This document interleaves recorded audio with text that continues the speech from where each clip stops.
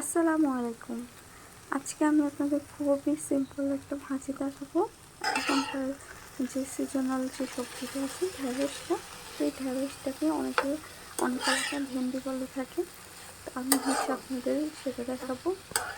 আর আমি কীভাবে শর্টকাটে একসাথে সব কিছু দিয়ে ভাজি করে ফেলে আলাদা করে পেঁয়াজটা ভাজি করে না, আমি এইখানে একসাথে কড়াইতে ঢেঁড়সটা কেটে টুকরো টুকরো করে প্রথমে কুচি করে কেটে নিয়েছি। তারপর ওইখানে কাঁচামরিচ, পেঁয়াজ, একটু তেল দিয়ে একসাথে আমি মেখে তারপর চুলার মধ্যে বসিয়ে দিয়েছি। এটা হচ্ছে শর্টকাট একটা রেসিপি।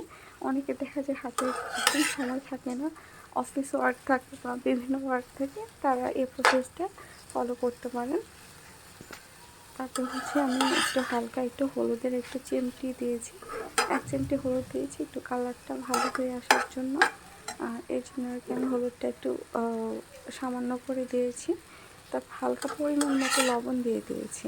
তো আমি এটাকে একটু নেড়ে চেড়ে দিচ্ছি। এখানে কাঁচামরিচ আছে, পেঁয়াজ আছে, সর্ষে অয়েল আছে, তারপর একটু হালকা একটু হলুদের চিমটি দিয়েছি আর একটু কালারটা সুন্দর আসার জন্য, আর একটু লবণ দিয়ে দিয়েছি।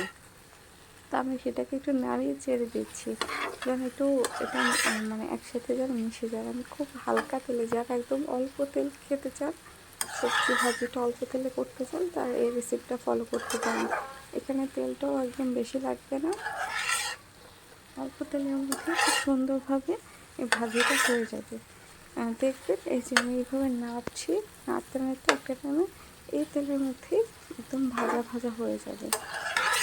আমার কাছে ঢেঁড়স ভাজিটা খুব ভালো লাগে, তাই আমি ট্রাই করি, কিন্তু হাতে এত সময় থাকে না বলে আমি শর্টকাট প্রসেসে ট্রাই করি। কারণ প্রথমে যদি আমি তেলের মধ্যে পেঁয়াজ ভেজে নিই, কাঁচামরিচ ভেজে নিই, সেখানে আমার অনেকটা সময় লাগে।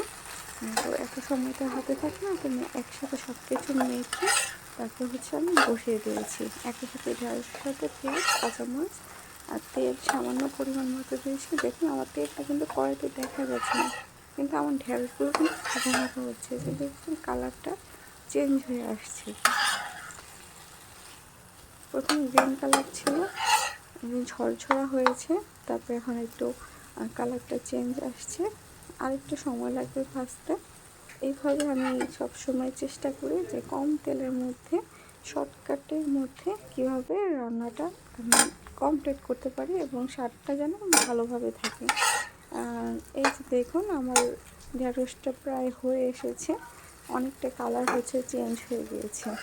আর একটু আমি ভাজা ভাজা করবো, একটু ভাজা ভাজা মানে সবুজটা আমি রাখি না, এটা আমার কাছে ভাজা ভাজা করলে ওই ঢেঁড়সটা বেশি পছন্দ।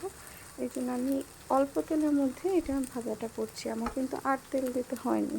যে তেলটা প্রথমে আমি মাখানোর সময় দিয়েছি, সেই তেলের মধ্যে আমি এটা ভাজি করে ফেলেছি। আমার ঝালটাও পরিমাণ মতো আছে, আমার একদম ভাজা ভাজা হয়ে আসছে। আমি আর কিছুক্ষণ পরে নামিয়ে ফেলবো। আমি যেরকমটা চাচ্ছিলাম সেরকমটা প্রায় হয়ে এসেছে। এভাবে ঢেঁড়স ভাজিটা করলে আপনার মশলাও কম, প্লাস সময়ও কম, তেলও কম, কিন্তু আপনার পারফেক্টলি একটা ভাজা ভাজা একটা হবে। কার কার ঢেঁড়স ভাজি পছন্দ অবশ্যই কমেন্ট করে জানাবেন।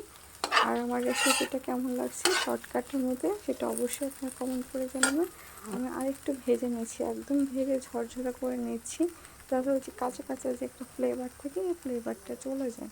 ঢেঁড়সের কাঁচা ফ্লেভারটা আসলে ভালো লাগে না, এর জন্য আমি একটু পোড়া পোড়া করে ফেলি। একদম ভাজা ভাজা করলে কালারটা চেঞ্জ আসে, কারণ ঢেঁড়সের যে ফ্লেভারটা আসে, ওই ফ্লেভারটা খুব ভালো লাগে গরম ভাতের সাথে খেতে। তো আপনারাও এই প্রসেসটা ট্রাই করতে পারেন। আমার মনে হয় এই প্রসেসটা আপনাদের সবারই খুব ভালো লাগবে, পছন্দনীয় হবে। একবার প্লিজ